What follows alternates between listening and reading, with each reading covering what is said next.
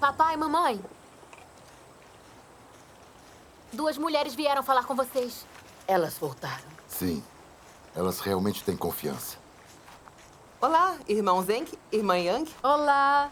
Vocês vieram. Por que voltaram? Sua pregação está de acordo com a Bíblia. No entanto, nosso pastor acredita que quando o Senhor vier, descerá em uma nuvem e não poderá estar encarnado.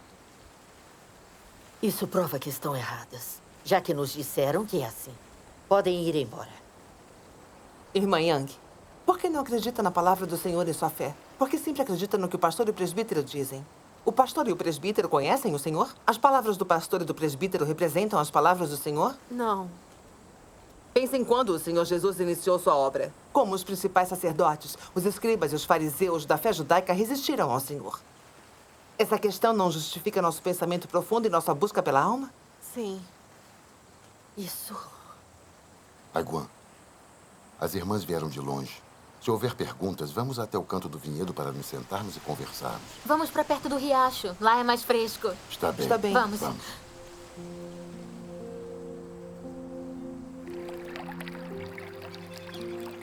Vamos sentar aqui. Vamos. Vamos. Esse local é agradável. Sim, está fresco e agradável ao lado do Sim, riacho. quando a gente trabalha no campo, sempre vem aqui para descansar. Está bem. Irmã Yang, você mencionou como o pastor e o presbítero disseram que o Senhor, nos últimos dias, não podia assumir a forma humana. Diria que essas palavras do pastor e do presbítero estão baseadas na Bíblia? Alguma palavra do Senhor prova isso? Na verdade, há profecias bem claras na Bíblia sobre o Senhor nos últimos dias aparecendo na carne e trabalhando. Sim. O Senhor Jesus disse, porque assim como o relâmpago sai do Oriente e se mostra até o Ocidente, assim será também a vinda do Filho do Homem. Pois assim como o relâmpago, fuzilando em uma extremidade do céu, ilumina até a outra extremidade, assim será também o Filho do Homem no seu dia. Mas primeiro, é necessário que ele padeça muitas coisas e que seja rejeitado por esta geração. As duas profecias mencionam a vinda do Filho do Homem.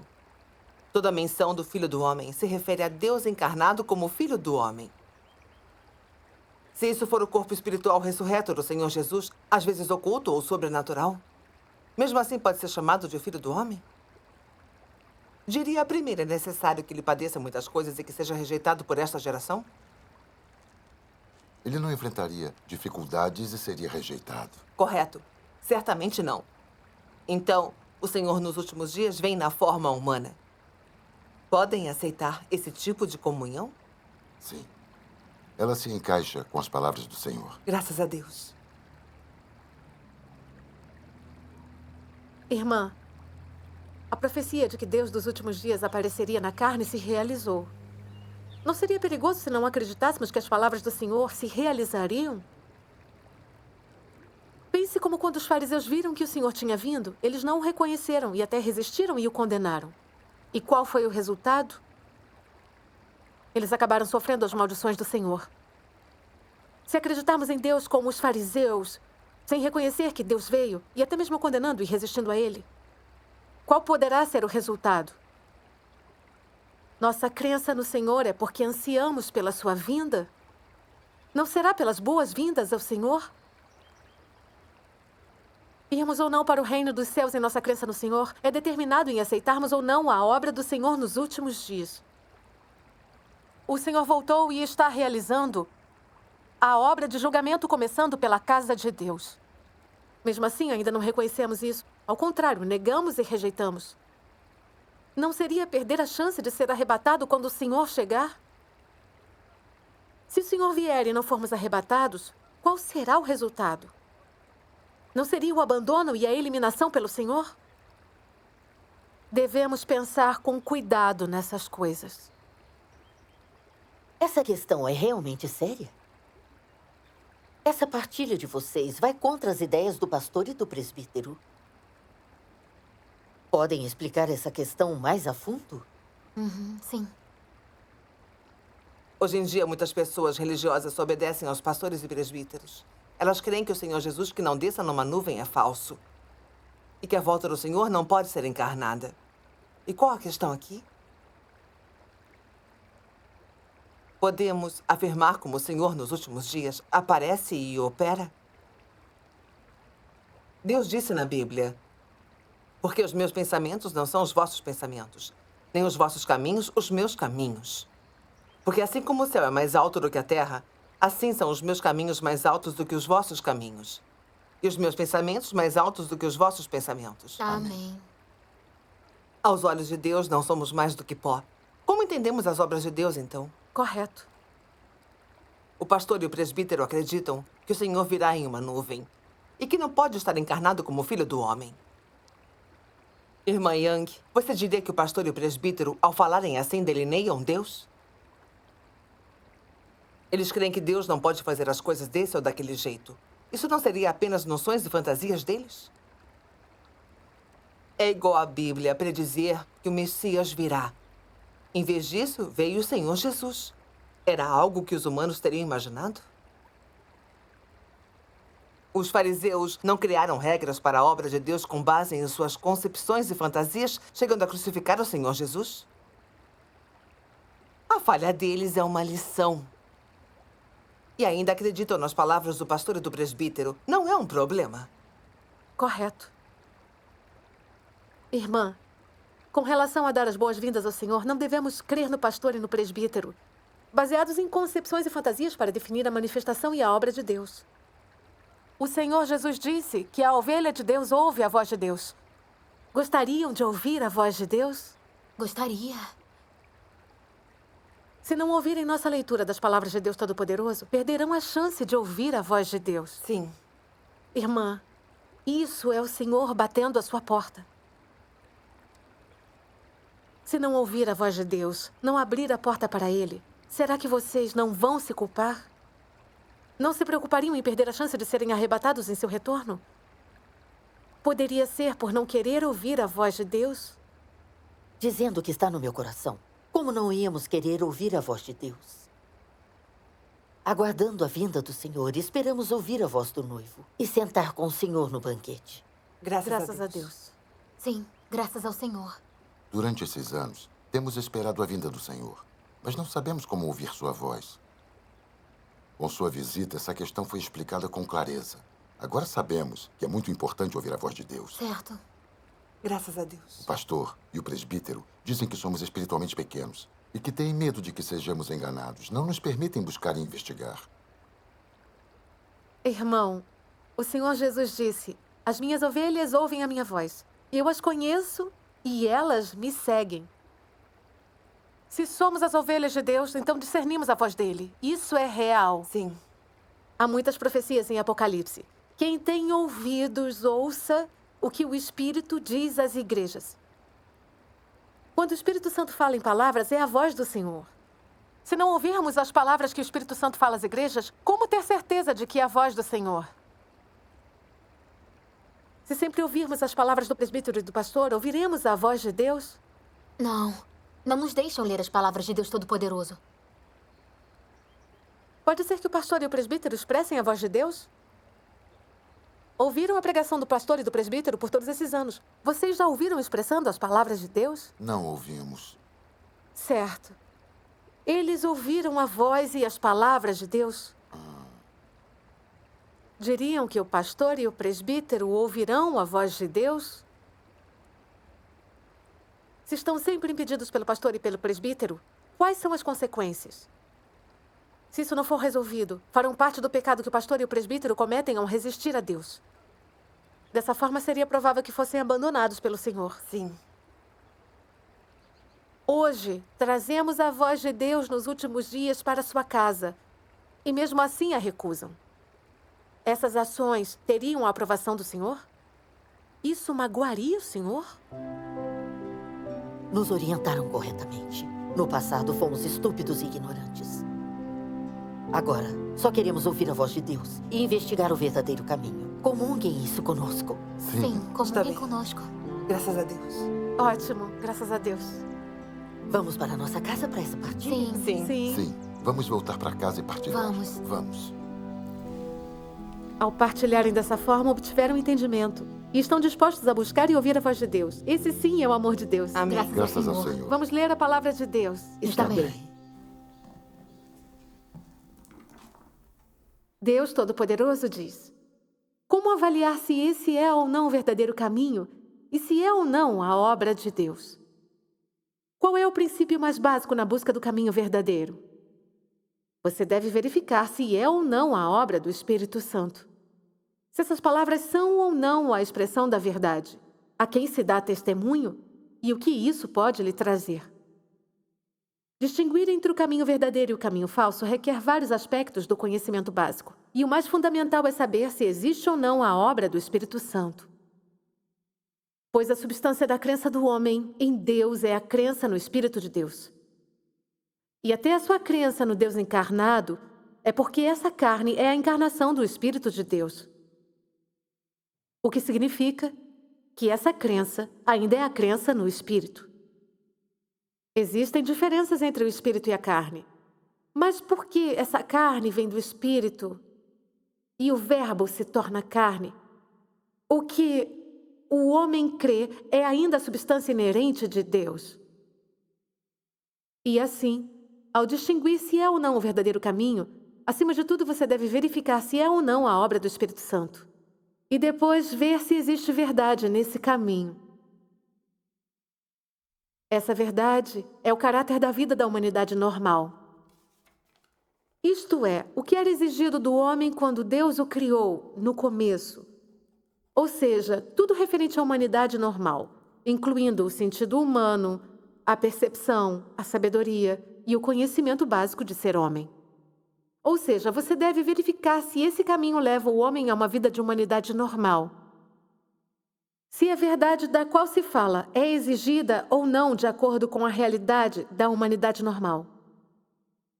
Se essa verdade é ou não prática e real, e se é ou não oportuna.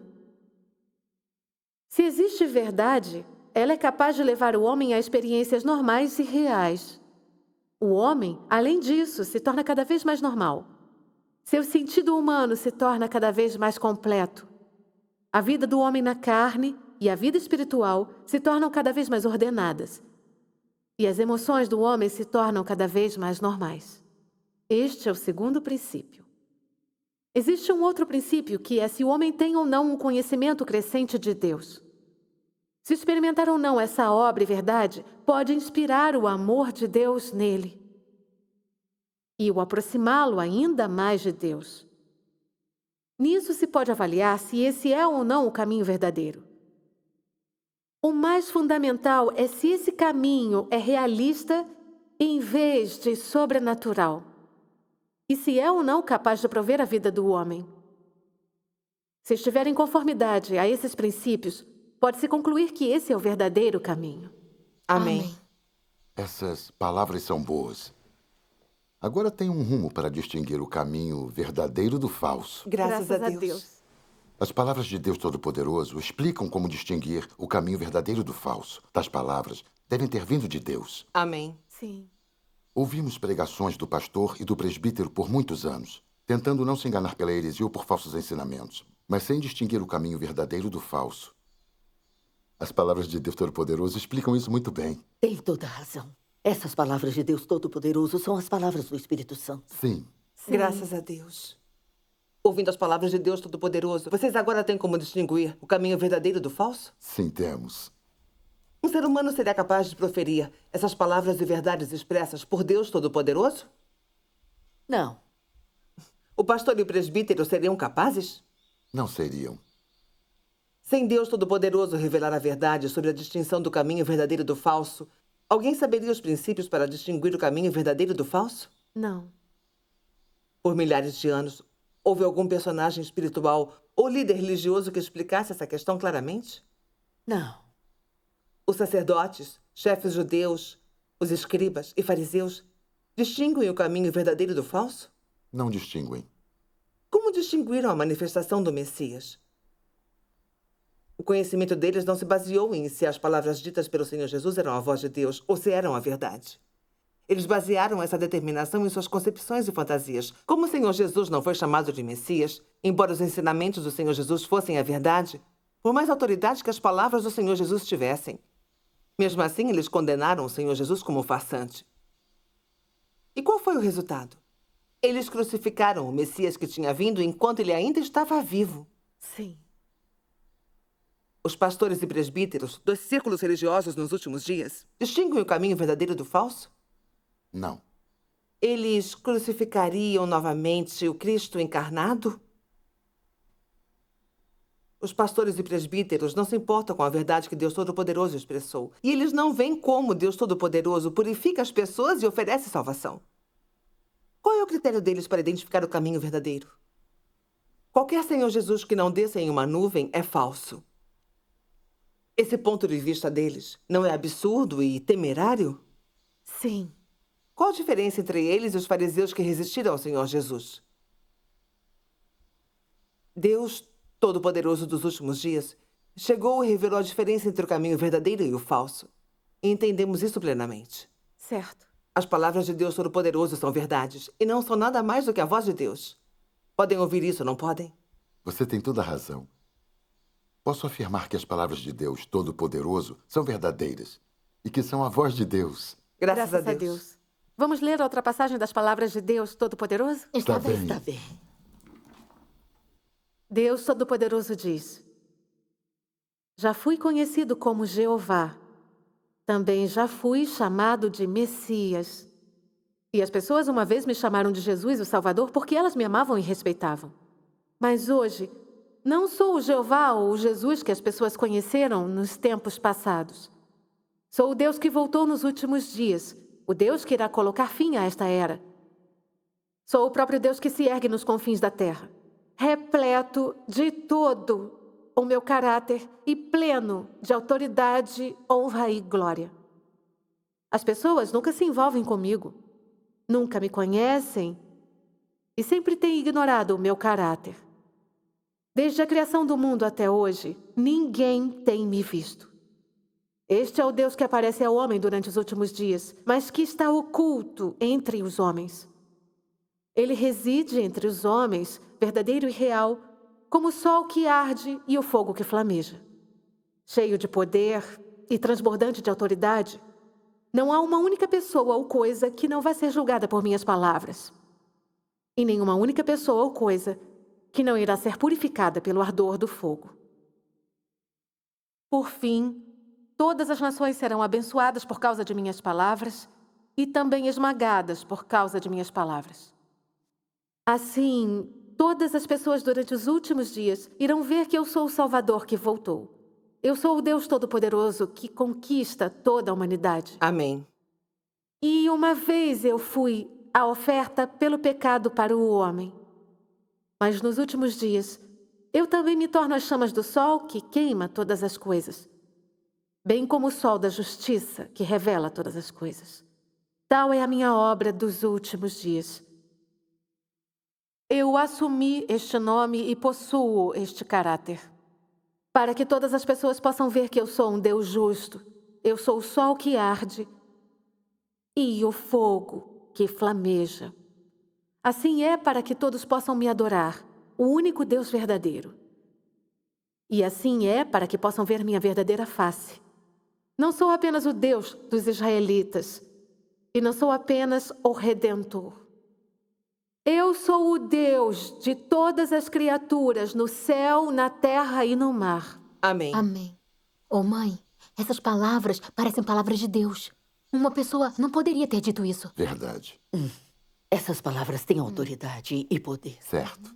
Parece a voz de Deus. Verdade. Certo. Vocês falam coisas boas. Essa é a voz de Deus. As ovelhas de Deus ouvem a voz de Deus. Não ouviram a voz de Deus hoje? Graças ao Senhor. Parece que buscar ouvir a voz de Deus é o certo a se